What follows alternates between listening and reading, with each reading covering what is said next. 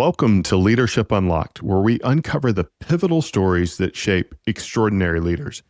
I'm Dusty Holcomb, and on this show, we don't just talk about leadership, we decode it.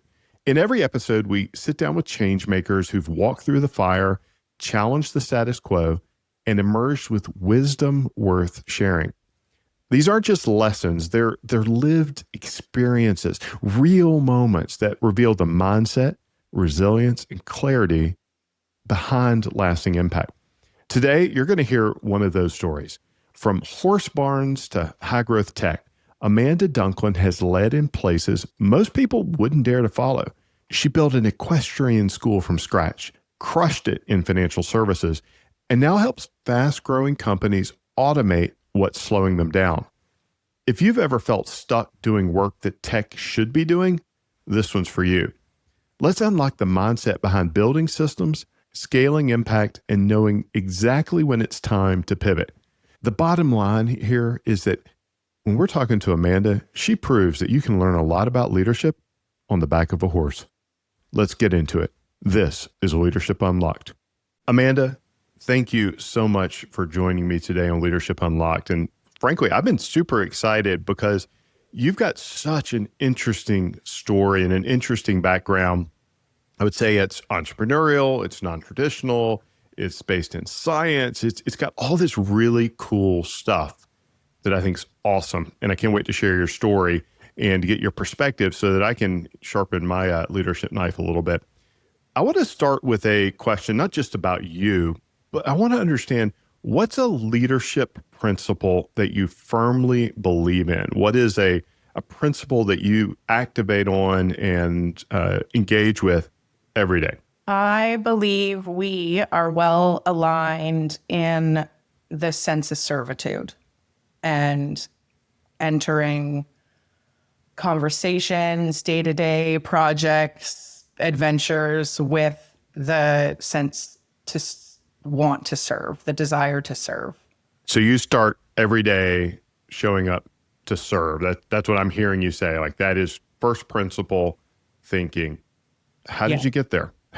Were you just born with this, or did it magically arrive? Was someone anoint you with this? How did you get there? The desire to serve and the sense of servitude that lives in my bones is from a lens of empathy. And I am a firm believer that empathy is something that is learned.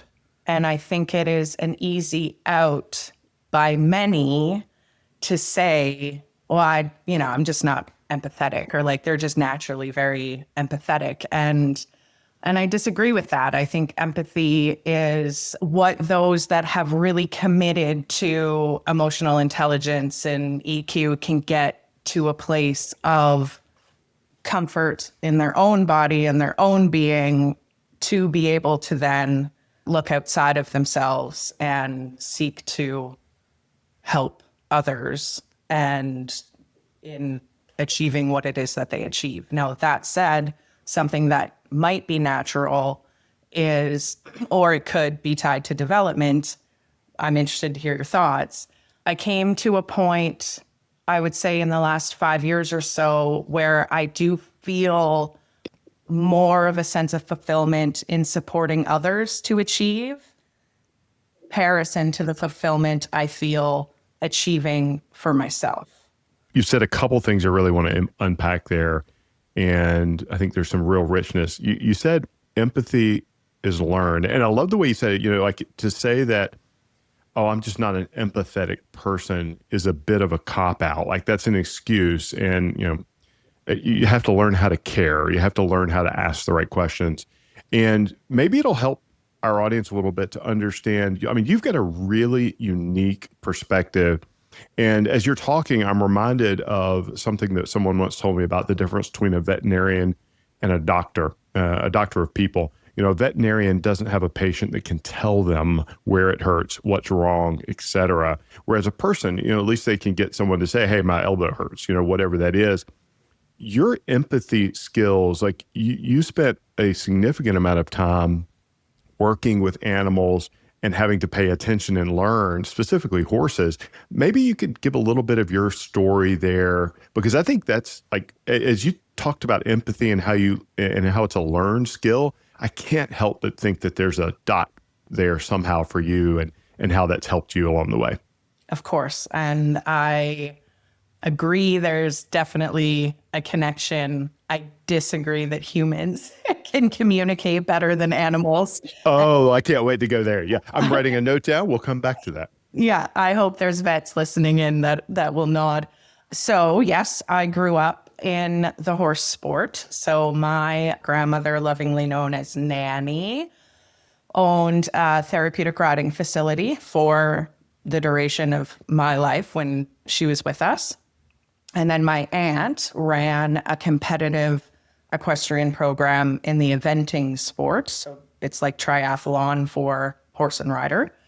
And so I grew up surrounded by a herd. We had anywhere from 28 to 35 horses and ponies on the property. And wow, my grandmother taught me young, because I, was booting around the barn at 4 years old, and it stayed that way for 30 some years, that horses communicate all the time, very clearly. They're always communicating. The hindrance in the horse sport, though, is that not enough humans are listening. And so that really ingrained in me having to be aware of what it is that they were communicating. And so I, very privileged, very fortunate, was surrounded by them every day. And so I had that compounding amount of hours to practice. But then I did take that learning into my own equestrian school that I opened and ran for 12 years, and recognized as I went along, and I broke down, what is it that I'm seeing? And then I packaged it to be able to teach it to others. So rather than empathy being looked at as this very intangible, soft skill, it's like, I'm a firm believer that it is a skill set when broken down in a way that is learnable. You said earlier on that maybe in the last 5 years, you've started to think about this more as a service, a purpose for others, like how you are showing up to enable purpose in others. And I'm struck when I was reading and preparing for the conversation. One of the things that I loved was, and I don't know if this is was your actual purpose statement or it was what you've shared, but it was producing better humans through the horse sport. And I absolutely love that. And I'd love for you to, and I think you're doing it with what you were just sharing, but double click on that a little bit for me and say, okay, this was your purpose. What did it mean? It was as you would call it, a precipice within my leadership journey. So growing up in the family-owned school, I had the opportunity to compete across North America and work with some of the very impressive, world-renowned coaches and clinicians, and had such fabulous opportunity in the horse sport. And that in itself taught me a lot.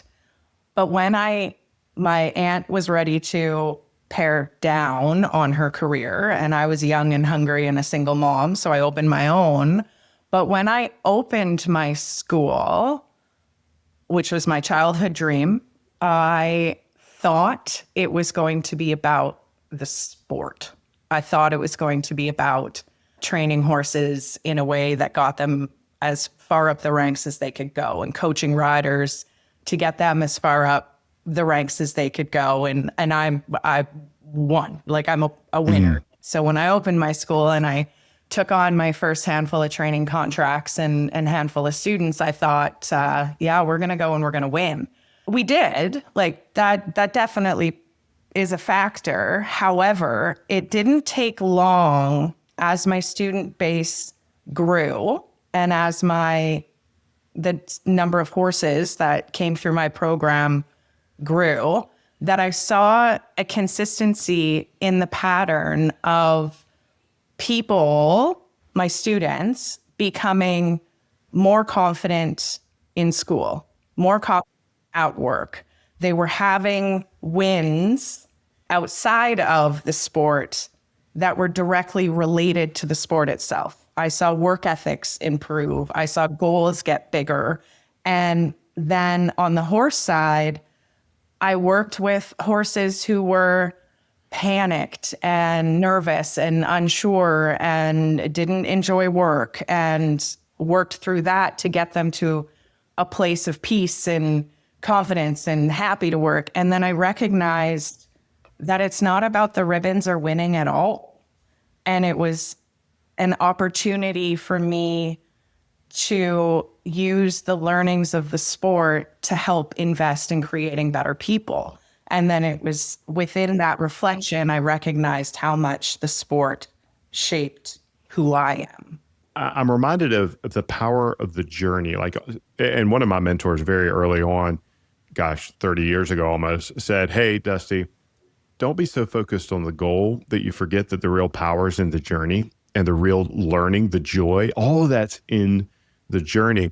What I heard you just say is that you didn't just recognize, hey, that it's about being fun and having joy in the journey. It's really about what you're creating during the journey, both for the people and for the horses. And those were the wins, more the important wins than the blue ribbons, or, because those are lifelong wins. Those are things that impact people for their entirety of their lives. That's super cool.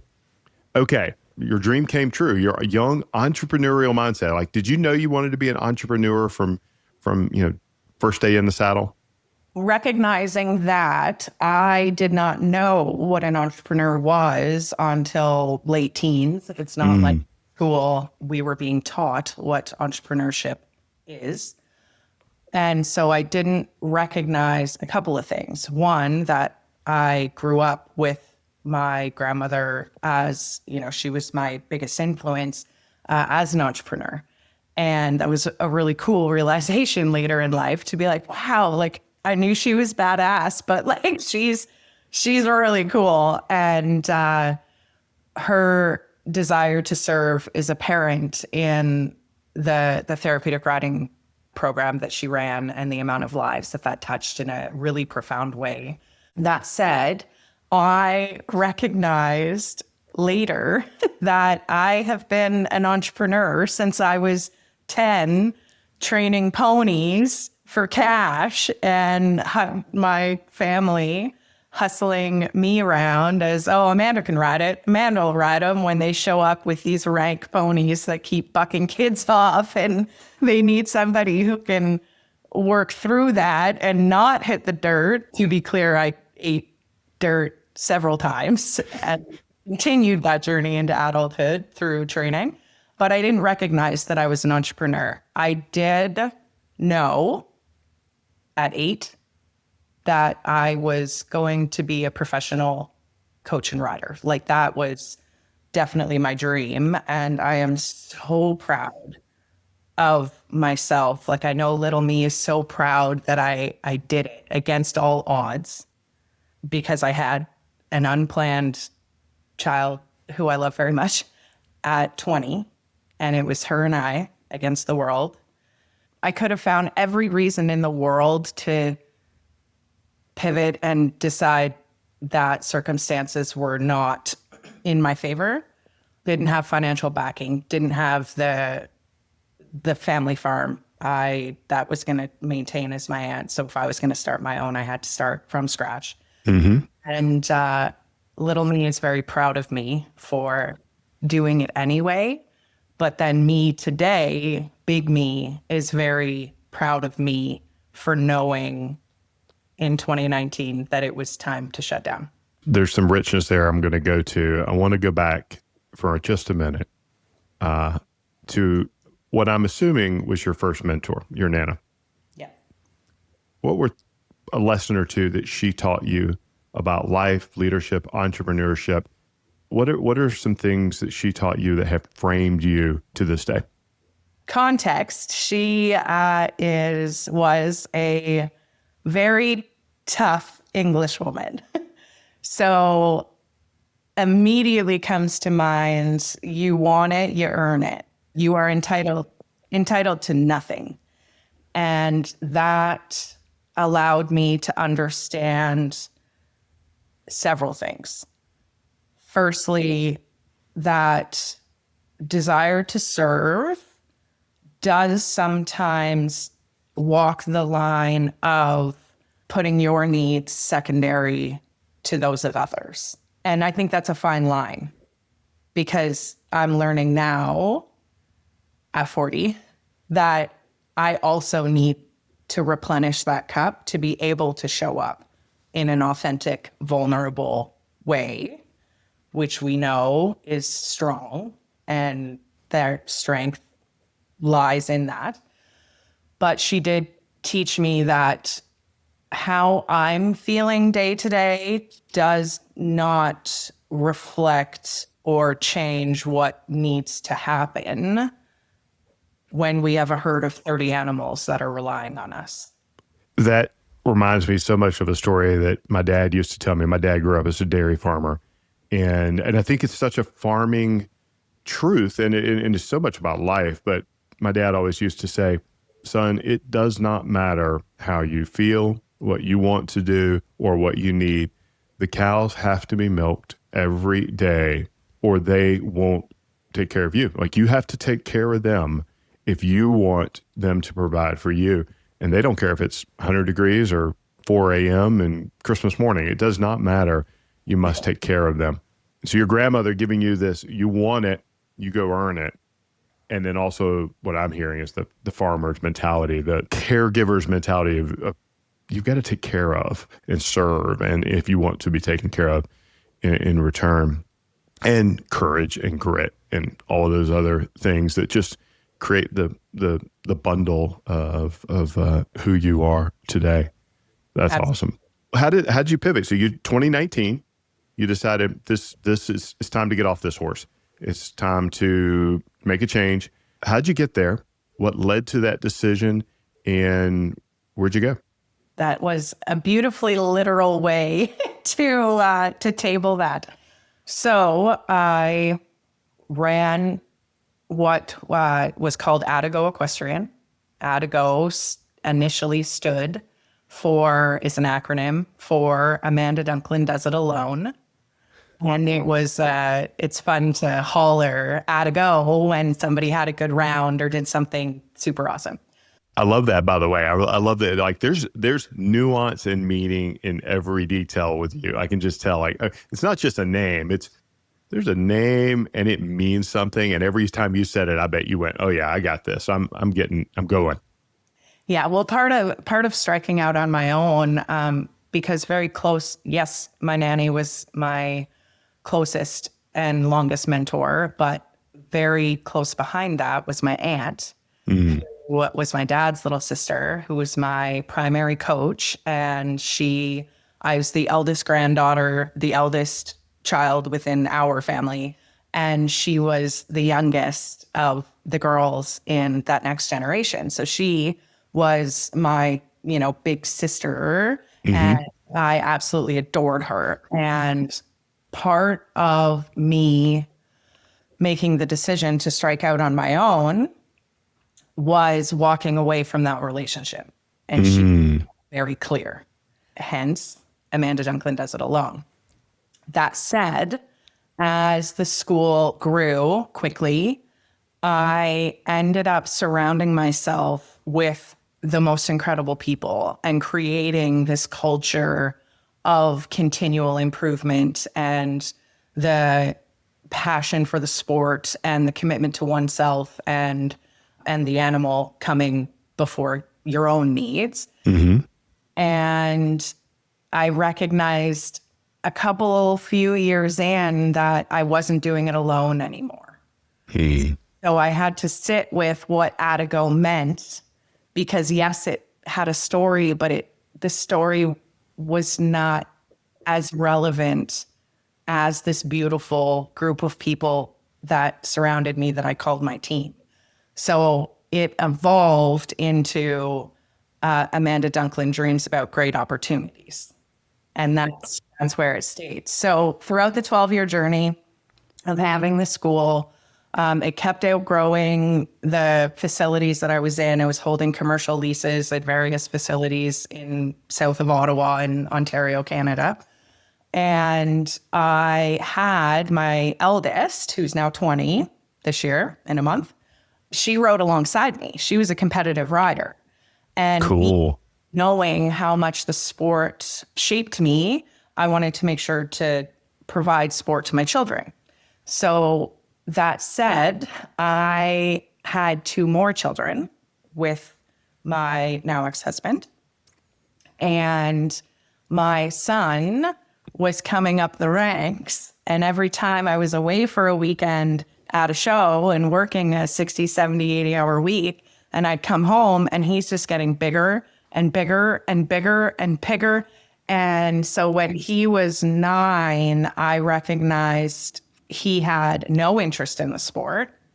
And my eldest was at the crossroads as you enter adulthood, where you have to either decide to go pro or amateur. And she didn't want to go pro, and she wasn't super keen on going amateur. She liked the competitive stream.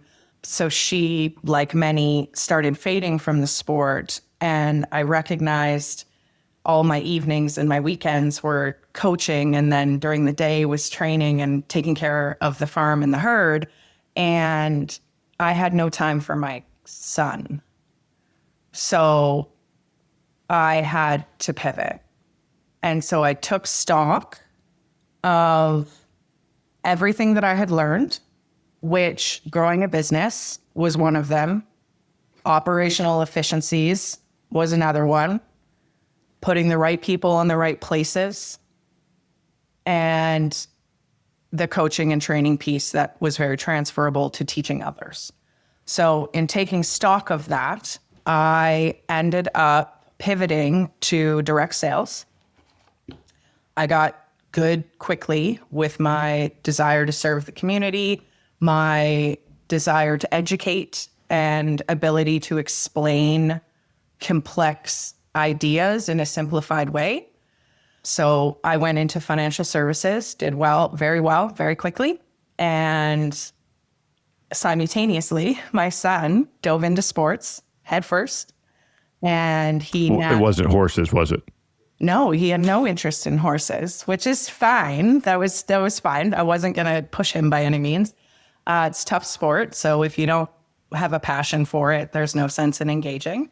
Yeah, I have to imagine that passion is important for every sport, but specifically if you're going to be influencing and counting on your partner, the animal, the horse, you've got to love it beyond anything else.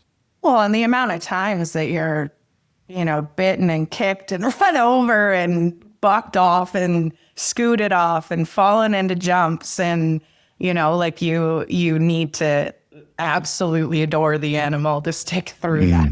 But yeah, he now, I guess this fall will be 6 years since I shut down. He's a D1 athlete. He's playing starting lineup on the varsity football team. He's very talented in hockey, and it was the right call. You made this shift, all the right reasons, hard decision. I mean, you talk about a lifelong dream and passion. And I admire your courage, like the ability to say it's time to make a pivot. Like so often we see where people just hold on to something too long, or they don't make the change. Was joining a corporation and engaging in the business where you don't work for yourself, but you work for others, and was that everything you expected? Were there any jarring moments where, because you were an entrepreneur, you ran your own thing. I mean, you started entrepreneur at 8. So how was that going into quote unquote corporate life? It was a curveball. It was definitely a curveball. What was the difference? Tell me more. So in my pivot to financial services, it still was an entrepreneurial opportunity. So I had the autonomy that I was accustomed to. That said, in 2020, when COVID hit, the world shut down. And we were a sales team nationally in Canada that was in the field, walking up on people, introducing ourselves and explaining what it is we do. And bless leadership's heart, but they were a bunch of old lads that lived through polio. So they said, mask up, glove up, and get to work. And I went, whoa, let's not do that. People don't want to talk to us, like, at all. And I don't want to drag this virus home to my family. Like, no. And so I buckled down, built a remote system that's still used today of how to continue to serve the community remotely. And I mean, this business was founded before I was alive. So like, this was a huge drag them by their toenails to get to that place. But that said, I didn't have a whole lot of pushback from leadership because I was their top producer nationally for over a year. Like, they knew I was going to do what I was going to do. So they supported me which just signing the checks to the tech support that I had to enlist. That said, I, 3-4 years in, started to feel the redundancy of what I was doing, helped a few people in some really difficult situations, and that satisfied me, and I was feeling ready for my next adventure. So, and I missed teaching people. Like, I really missed that core piece of me of investing in others. So I pivoted to supplementing that role with consulting. So I got to jump into a whole variety of businesses to help them build out their sales motion and then coach up their sales team. That led me to a sales consulting contract with a national public affairs firm here in Canada. And I had recognized when COVID hit, and I had never been a salaried employee. I had never had employee provided benefits. I never had that sense of security in a regular paycheck. But as many of your listeners being entrepreneurs will know, I did have a sense of security in myself. Like, I knew I'd figure it out. I will go and work more, and I'm pretty creative on generating income. But I needed that sense of security at that time, and COVID really rocked us. So I ended up becoming an employee for the first time with this public affairs firm. And you say that like it's a dirty word to be an employee. Not a dirty word, but a learning curve. A learning curve for sure. So we'll double click into the learning curve. Please do. So what did I learn? So I got thrown into the belly of the business. So it was a new role to the business itself. And I am a generalist, having run the business. So there was a stream that they had thought I would be on, which was essentially bid management, like managing their RFP process. But when I jumped in, I'm very much data informed, and all strategies and decisions and reflection I feel in business needs to be with clean data, which is harder than we think, than I thought it would be. So I jump into the CRM and recognize that the data is everywhere.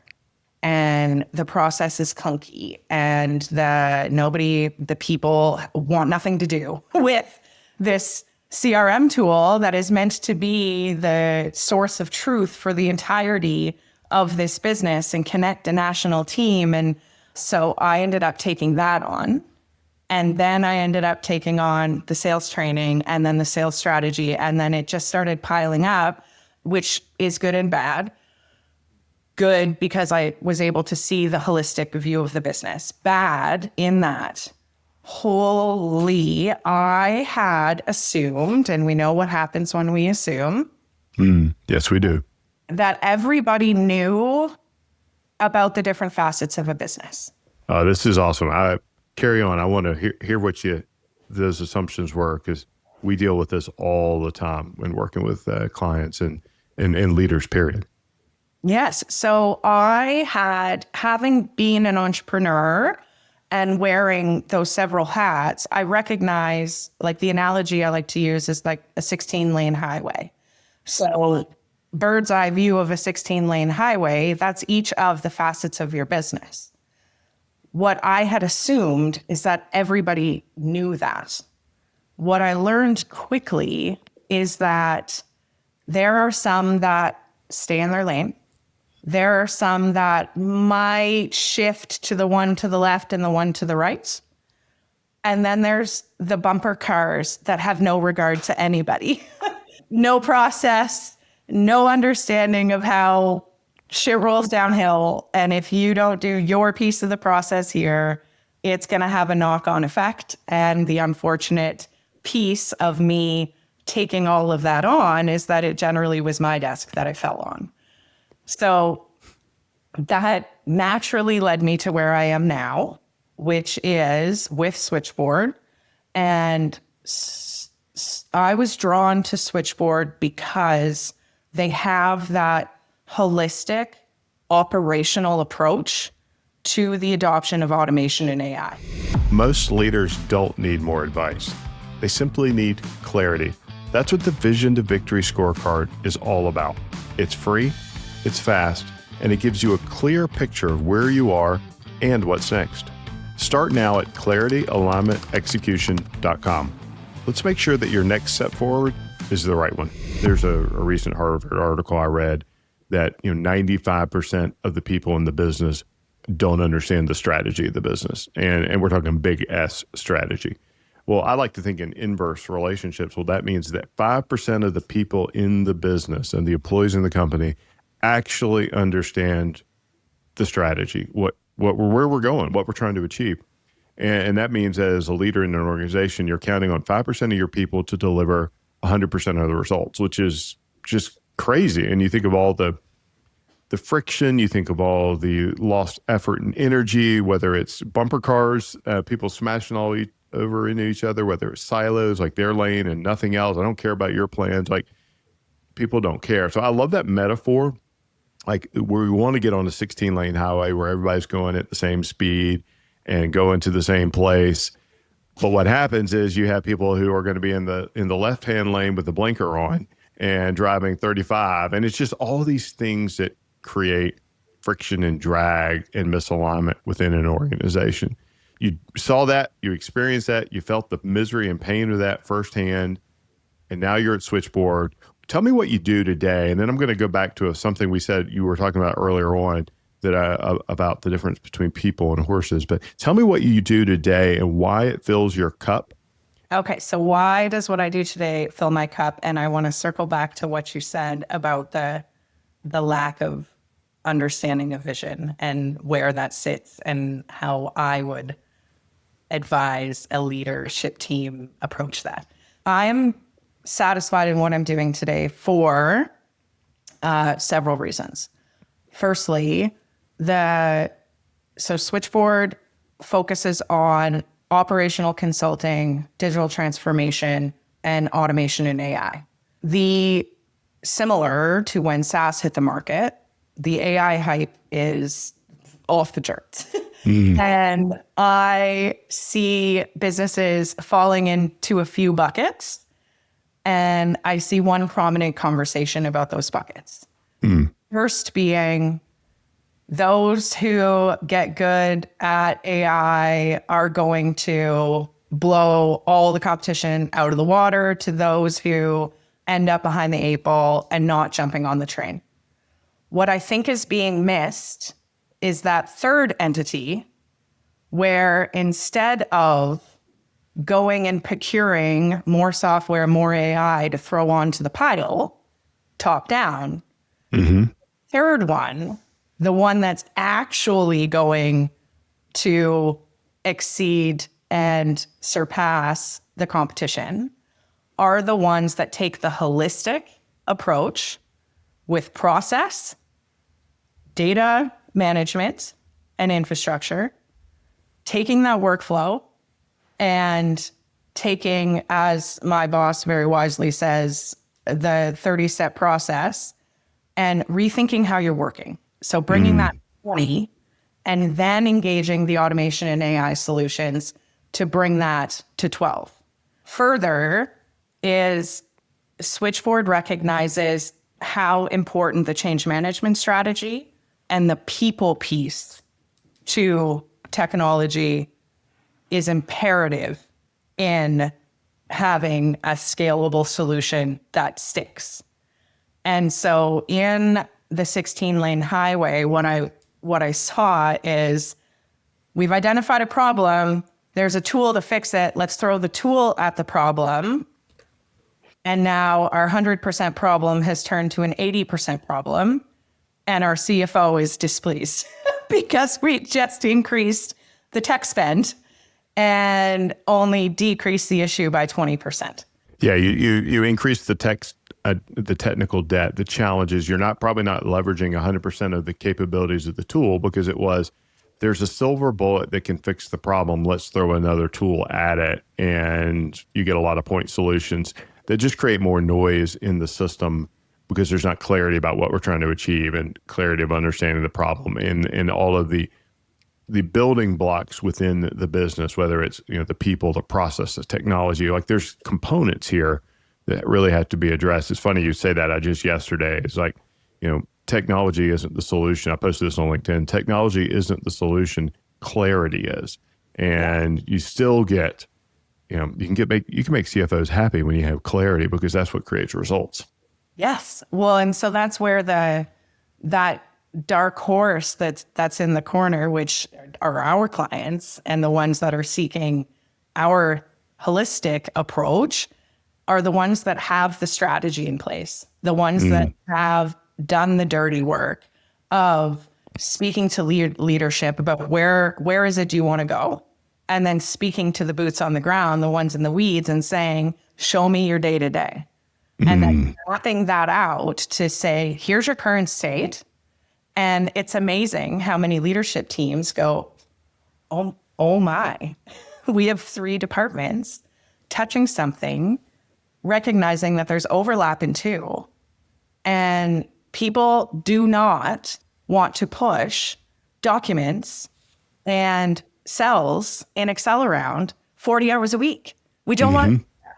And the next generation coming up, like I'm an elder millennial, I don't want to do that. And I can guarantee you my kids are not going to do that. Our children are going to have none of that.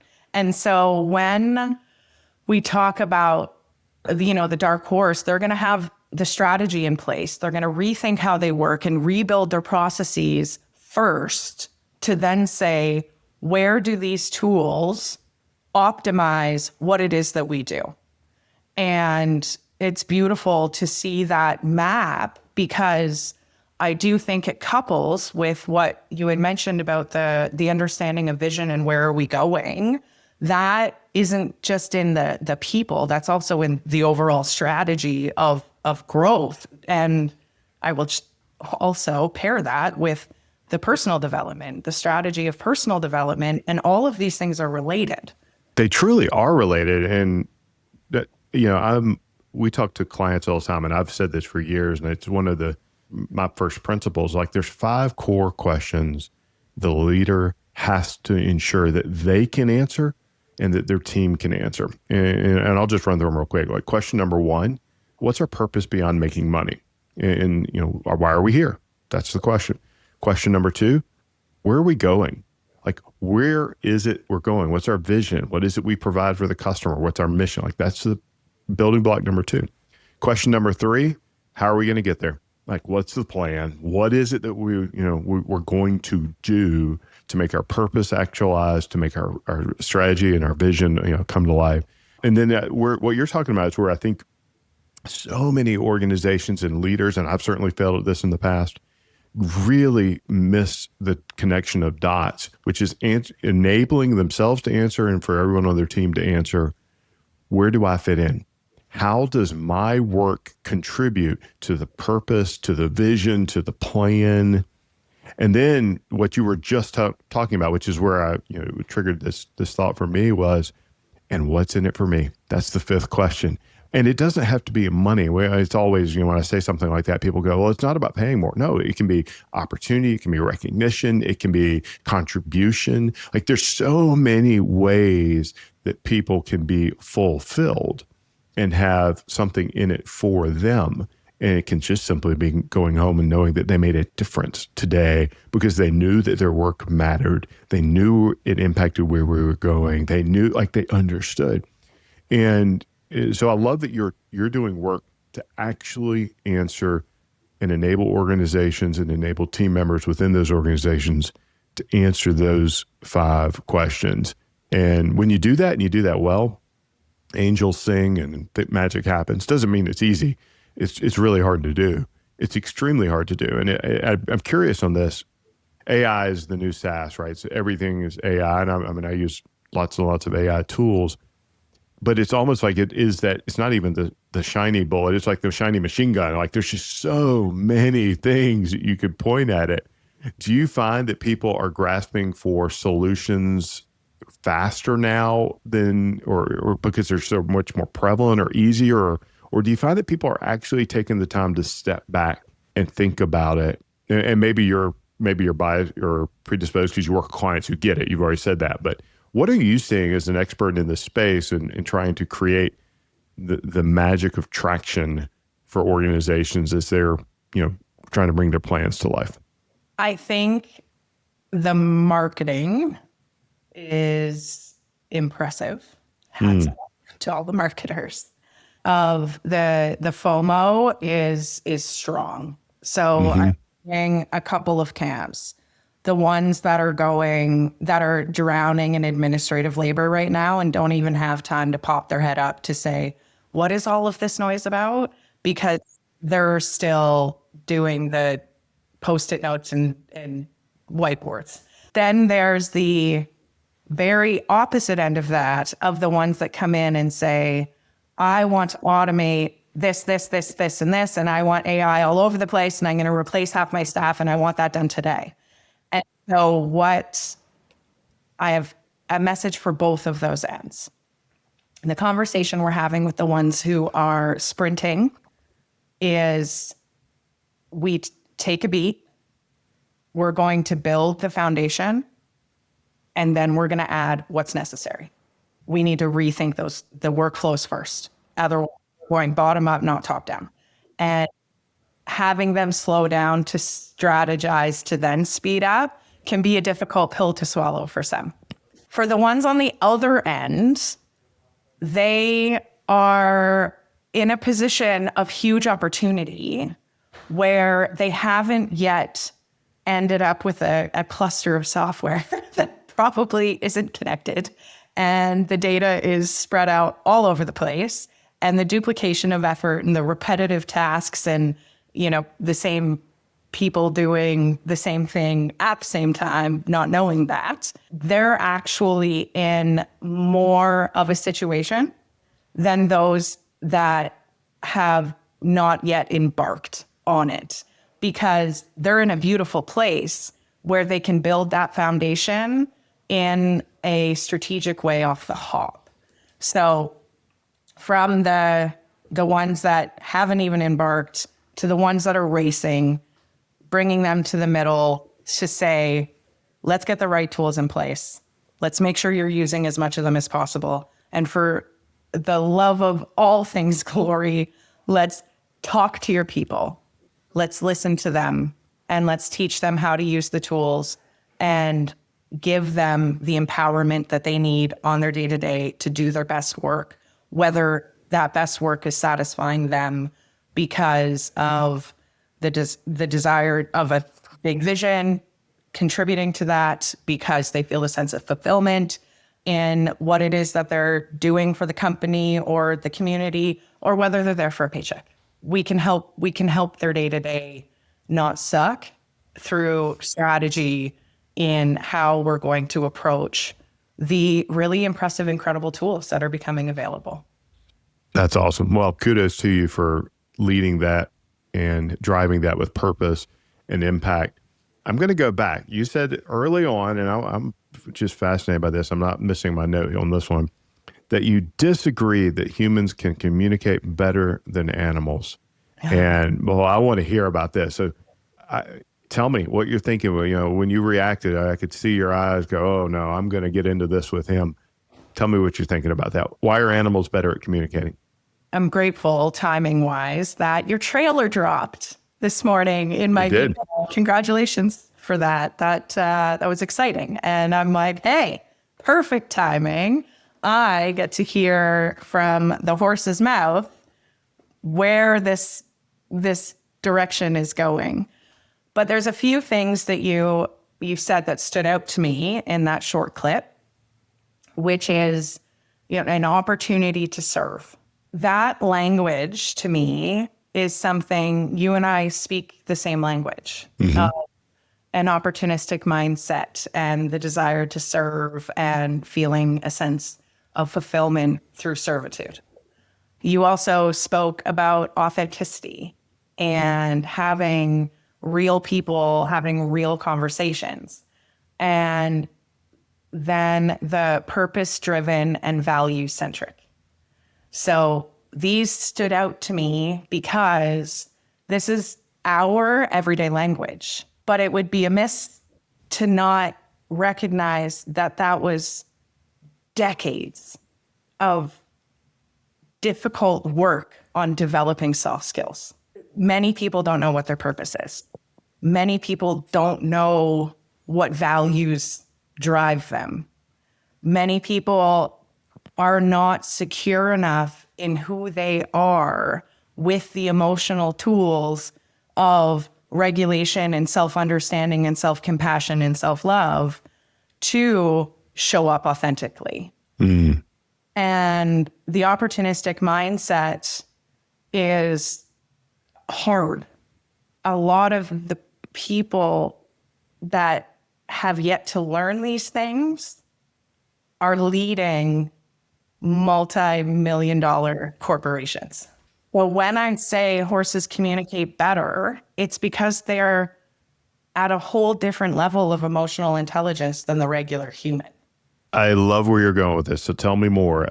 Unpack for me and for our audience what that means. What I hear, I'll tell you what I heard. You tell me if I'm right. What I heard is that horses specifically are on a whole different level of emotional intelligence, is they natively show up authentically. Like there is no hidden agenda with the horse. Tell me more. Am I okay? So I'm good. I'm not crazy. I spent a little time on the back of a horse in my life and on a farm, but why are they better at that? And then how do you as a person improve your skills as a leader by paying attention? Horses show up authentically, I think, for a few reasons, and they communicate clearly for the same reasons. They show up authentically because they don't give a shit what you have to say about them. They have zero concern around like fear of judgment or fear of acceptance or fear of failure. They are survivors because they are prey animals. And so as much as it is driven from a place of needing to survive, it's also such a beautiful demonstration of strength that humans could learn from. When it comes to the communicating, some horses, like people, will shut down. They will mask. Those that are very attuned emotionally as a human are going to see that in both horses and people. But what I find is that there's a lot of people similar to, our operational tech strategy and how we approach our work. The foundation of human emotional development and health is going to reverberate everywhere in your life. So if you lack vision and purpose within yourself and you are on a leadership team running a company, it's obvious that that company too is going to lack the vision and purpose and the skills necessary to have the empathy to understand what drives each individual on the team and how to empower them and motivate them and how to provide them feedback in a constructive manner, which may not align with yours. if you haven't invested the time, effort, and energy into leading yourself and doing the hard work to clearly articulate and identify, why am I here? What is it I'm good at? What are my unique abilities? How do I create value? What is my plan to achieve value creation for others? Whatever that is, if you haven't done that hard work, you can't lead a team. You are sub-optimizing your own outputs, which means you are sub-optimizing the outputs of the leadership team. And you know, the sooner or later you start watering this down and watering this down and watering this down, and you get just people going through the motions. You get frustration, you get tension, you get leaders who are going, why is it all on me? And there's so many symptoms and so many things. What I love about what you're talking about too, with from a horse's perspective, they're as nuanced as people. And if you want to be an effective leader of the horse, if you want to be an effective leader and influencer, because that's what leadership is influence, you have to pay attention. And you can't say, this is the way, this is the only way, this is, you know, I can treat every horse the same, I can treat every person the same. And it goes back to what you were saying at the very, very beginning of the conversation. Empathy. If we aren't investing in serving others and truly not taking the cop out of going, well, I'm just not empathetic. Well, what you're telling me is that you're not paying attention.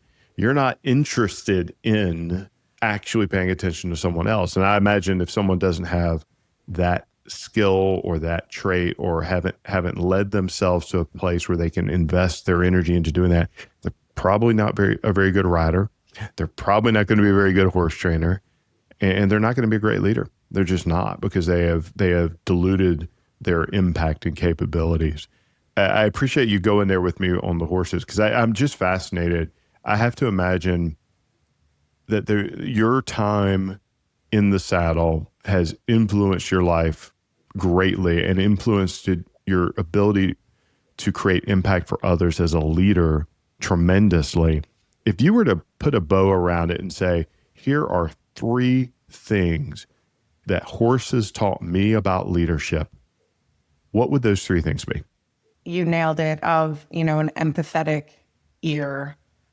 But I would say they taught me to show up. They relied on me for survival. So showing up mattered, which then led to me showing up consistently to my training schedule, allowed me to win.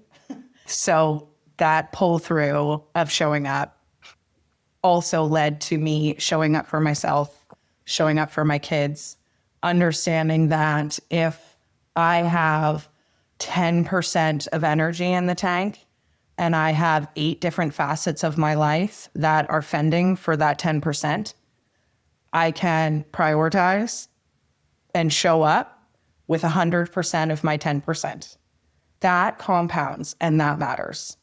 So showing up is a valuable life skill that they taught me. Further, they have taught me that I can have the most beautiful training plan and schedule, and it fits to what the show schedule is, to what the course's owner is looking to do with their goals. And that system can be proven again and again and again as effective.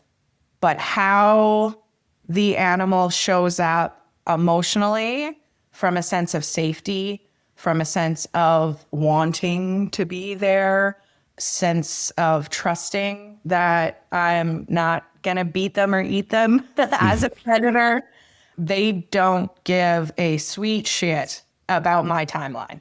My timeline has to come secondary to their sense of safety and desire to be there and having a good time.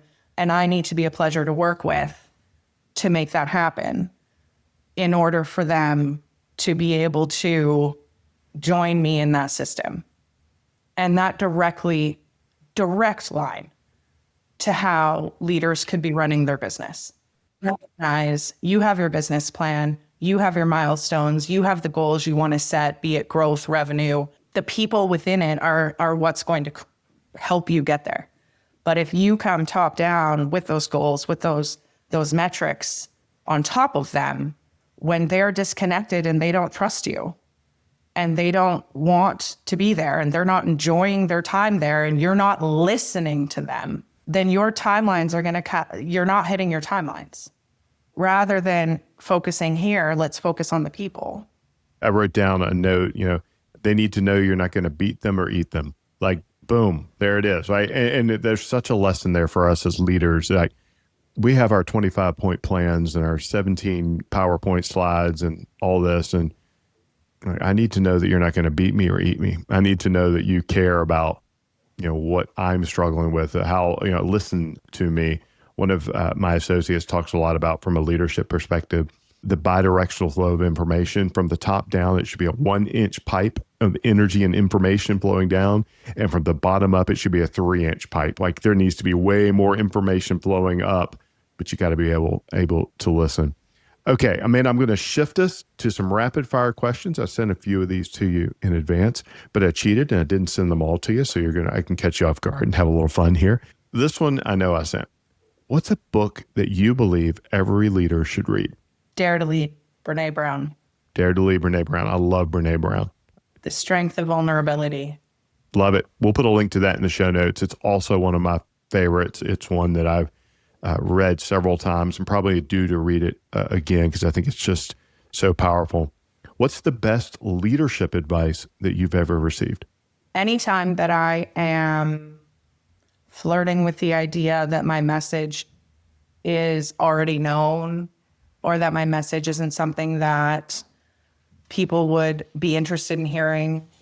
I had Mima, I lovingly named Mima, tell me that my story is filled with me finding opportunity in really difficult circumstances, seeking to continually learn and develop, and that story is worth sharing. Love it. What's a daily practice that makes you a better leader, a better human, a better contributor? I show up. You show up. 100% of your 10%. Yeah, it not very. I have a lot of demands, a lot of facets in my life, and some curveballs that were really unfair, as many of us end up having to navigate. But you can 100% of the time rely on me to show up. I love that. I'm going to be stealing that line of, no matter how much energy I have, you're going to get, if I only have 10%, you're getting 100% of it. That's a really cool way that you've distilled that. How do you personally measure your success today, or how do you define success? I'm a goal setter. I'm a systemizer. Success has evolved. My idea of success, the way I've set goals, has definitely evolved, but the structure remains. So, the KISS principle of using the SMART goal method of where do I want to be? What do I need to get there? Whose help do I need? How am I going to get there? What's the map to get there? And how am I going to measure getting there? And when do I want to get there for? Something, though, that one of my colleagues said that still is so impactful, because as a goal setter, you end up setting really big goals. And then, oh shit, if you don't achieve it, then you sat with yourself, you figured out what you want, you've done the strategy of where you want to go, and then you get there and you don't hit it. Mm-hmm. And then there's the turmoil that can then follow. So then folks just don't set goals. And that's the easy way out from that. But I have another piece of learning that I kept very dear. And that is, there is no such thing as a goal too big, but a timeline too short. Ooh, I like that. That's good. So that's powerful. Setting really big goals, because it's okay if I get there and I just need to kick the timeline out a couple weeks or a couple months or a couple years. Like that's okay. The goal still represents it reflects me sitting with myself to figure out, what do I want? Where do I want to go? And I think that's a very strong and vulnerable place to put yourself in.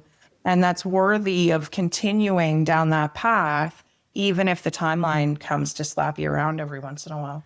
I love that. It makes me think we work with leaders, and we have a mastermind group that we work with, and it's all about giving folks a leadership operating system and principles that they can rely on when the world happens, right? If you have a plan, you can adjust, but if you don't have a plan, you're just reacting. So getting out of that reactionary mode. But I like that the framework of there's no goal too big, there's just a timeline too short. Like, okay, cool. Let's dream big. Let's go for it. And we'll just adjust as we need to hit the target, but we're not going to diminish or dilute ourselves along the way. Two things I want to couple with that is our mottos, the mottos we live by. And there's, in the goal setting realm of like, I found myself sitting in reflection several times, or in the middle of the storm and being like, well, that didn't work. All right, let's adjust, let's pivot, and let's figure something else out, because I have two mottos that I still live by that keep me going. I'll figure it out. And I have always bitten off more than I can chew, and I have yet to choke, because I'll figure it out. You'll figure it out. I love that. That's awesome. Well, I'm reminded too, like from a you said earlier, you've eaten a lot of dirt. You've gotten kicked, bitten, literally eaten a lot of dirt. And when you were talking about earlier, well, just give it to Amanda. She can ride it. I was thinking of the old ad, let Mikey try. Mikey will eat anything. Let Amanda ride it. Amanda she'll ride anything, no matter how challenging or terrified the horse is. So when you have mottos and mantras, and it's so important how we speak to ourselves as leaders, as humans, like we have to lead ourselves first. What's a cause that you're passionate about supporting? So we have a local therapeutic riding program here in Ottawa that's called TROT, Therapeutic Riding for the Disabled. That's awesome. Yep. It obviously legacy of my grandmother, but having the opportunity to see people of all ages, of varying levels of obstacles. We have Therapeutic Riding for Disabled in Ottawa. They are a nonprofit that is continually seeking sponsorship and investment.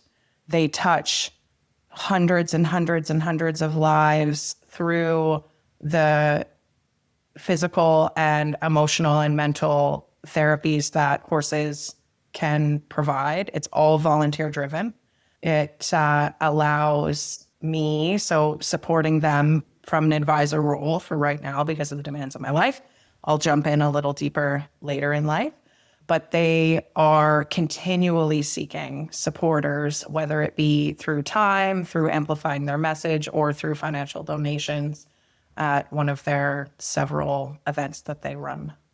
That's awesome. We'll put a link to that in the show notes. And if our listeners are, interested in learning more, would love for them to be able to explore that. And you never know what dot gets connected because of a conversation and value is created. Amanda, this is truly amazing. Like, I've learned so much, and I love having had this conversation with you. Where can our listeners connect with you, learn more about your work? How can they find you? Excellent. Thank you. I've enjoyed the conversation greatly too. LinkedIn would probably be best. I'm active on Facebook also. But yes, Amanda Dunklin on LinkedIn.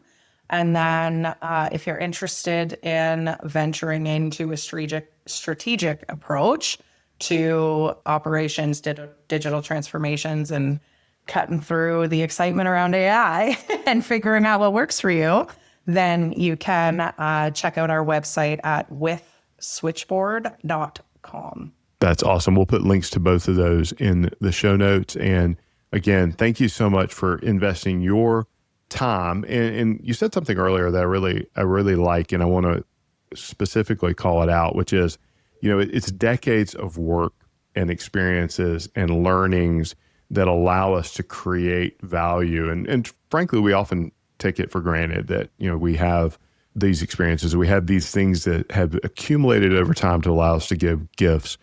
I appreciate you sharing your gifts and all the treasures that you have accumulated through life experiences and wisdom and all those things with me and with our audience. So from the bottom of my heart, thank you so very, very much. And I can't wait to get this out in the wild and let others realize that, maybe they need to go for a ride on a horse. They can learn a lot about leadership. Yeah. I love that, Dusty. Thank you so much. I've enjoyed the time. You're quite welcome. Hey, before you go, if this episode helped you see leadership differently, I have 3 personal requests. First, and this is the most important one, share this with one leader who needs it. Think of someone in your network who's frustrated with their team's execution or is trying to scale their own impact. Copy this episode link right now and text them, hey, I just listened to this episode and I think you'll get real value from it. That simple act of sharing, that is servant leadership in action. Second, subscribe to Leadership Unlocked. Whether you're on Apple Podcasts, Spotify, YouTube, or your favorite podcast player, just hit subscribe or the follow button. That way you won't miss the next episode and it helps us reach more leaders like you. And third, if you're willing, this would be a huge help for us. Leave a 5-star rating and write a quick review. I know it takes 60 seconds of your time, but here's what it does. It helps other leaders discover the show. Every rating, every review, it's how we expand our impact together. So those 3 things, share with a friend, subscribe, leave a review. I'm deeply appreciative and that would give us so much help. Thanks for being part of the Leadership Unlocked community. Now go create some clarity for others.